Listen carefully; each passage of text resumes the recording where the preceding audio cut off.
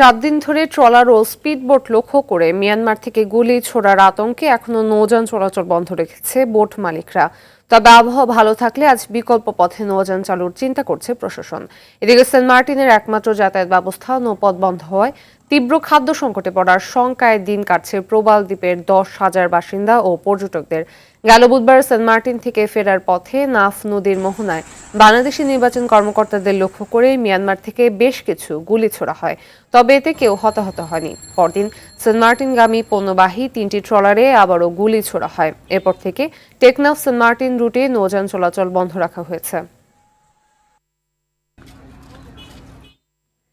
এ বিষয়ে আরও জানাতে কক্সবাজারের টেকনাফ থেকে সরাসরি যোগ দিচ্ছেন সহকর্মী শাহিন শাহ।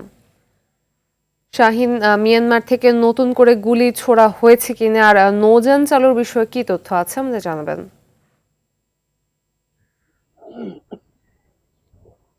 ফাতিমা, আসলে যেমনটি বলছিলেন, সর্বশেষ মিয়ানমারের ওপার থেকে গুলি ছুটছিল গতকাল, অর্থাৎ গতকাল 11:30টার দিকে একটি রুগীবাহী যে স্পিডবোট রয়েছে সেই স্পিডবোটে কিন্তু বাংলাদেশের ভূখণ্ডে ঢুকে মিয়ানমারের দুর্বৃত্তরা গুলি বর্ষণের ঘটনায় কিন্তু উদ্বেগ উৎকণ্ঠা বিরাজ করছে। আপনি ইতিমধ্যে অবগত রয়েছেন, গত 5 জুন থেকে কিন্তু বারবার গুলির ঘটনায় কিন্তু সেন্ট মার্টিন এবং টেকনাফের যে নৌরুট রয়েছে সেই নৌরুট চলাচল সব ধরনের নৌযান কিন্তু বন্ধ রয়েছে। এর প্রেক্ষিতে সেন্ট মার্টিনের কিন্তু খাদ্য সংকট তীব্র আকারে ধারণ করছে। আমি একটু আগে টেকনাফ উপজেলা নির্বাহী কর্মকর্তা মোহাম্মদ আদনান চৌধুরীর সাথে কথা বলেছি। তিনি জানিয়েছেন যে আসলে মিয়ানমারের ওপার থেকে কারা গুলি করছে সে ব্যাপারে নিশ্চিত হওয়া যাচ্ছে না, তবে তার এলাকাবাসীকে নিরাপত্তার জন্য, সেন্ট মার্টিনকে নিরাপত্তা দিতে বিকল্প পথে খাদ্য সামগ্রী পৌঁছানোর জন্য তিনি চিন্তা করছেন। তিনি জানিয়েছেন যে নৌ কর্তৃপক্ষের সাথে আমার কথা হয়েছে এবং মিটিং হয়েছে, চেষ্টা করছি যে কোনো মুহূর্তে আমরা সেন্ট মার্টিনে খাদ্যদ্রব্য পৌঁছাবো। পাশাপাশি সেন্ট মার্টিন বাসীরা জানিয়েছেন এটি যেন দ্রুত করা হয়, কেননা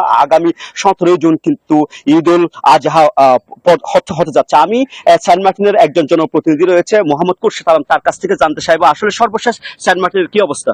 সর্বশেষ সেন্ট মার্টিনের যে অবস্থা, এই 5 তারিখ থেকে সেন্ট মার্টিনে কোনো প্রকার খাদ্যদ্রব্য এখনো আসেনি সেন্ট মার্টিনে। এখনো পর্যন্ত আমরা চেষ্টা চালিয়ে যাচ্ছি। গতকাল একটা স্পিডবোট আমরা ট্রায়াল স্বরূপ আমাদের বাংলাদেশের ভূখণ্ড থেকে আমরা সেন্ট মার্টিনের উদ্দেশ্যে রওনা দিয়েছিল।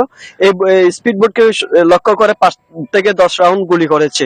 ভাগ্য ভালো, গুলি আঘাত করতে পারেনি আল্লাহর রহমতে। এখন এই পরিস্থিতি হলে দ্বীপবাসী আতঙ্কের মধ্যে আছে।